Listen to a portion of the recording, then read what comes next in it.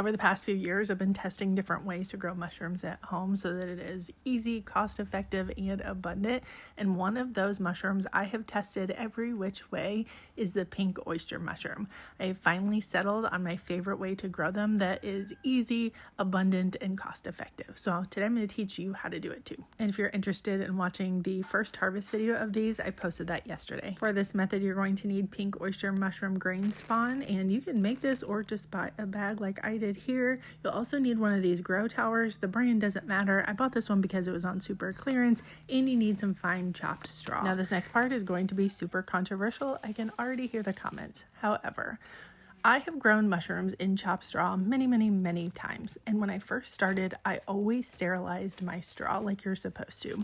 However, it is literally the only part of growing mushrooms that I dislike. I don't like that process. So one time I decided to try it without sterilizing my straw, and guess what?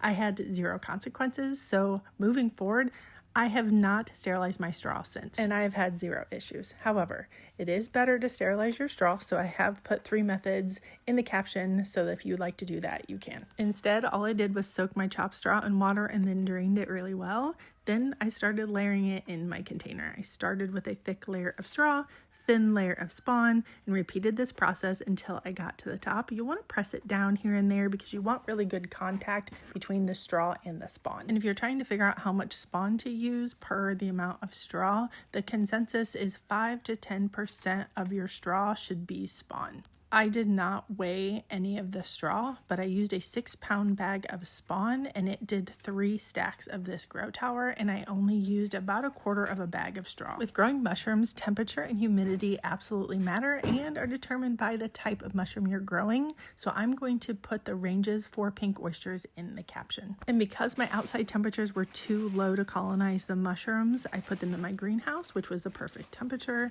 And to increase the humidity, I put a bag over it while they colonized the straw. I knew it was fully colonized when it looked like this. Once the substrate is colonized, we're going to leave the bag off, and then we just wait for them to fruit. It took 2 weeks for it to get to this point, and then about 3 or 4 more days for it to be ready for the first harvest. While I was waiting for them to fruit, I watered them every 4 days. I just started another batch where I swapped the substrate for coffee grounds, and once that data is in, I'll show the comparison.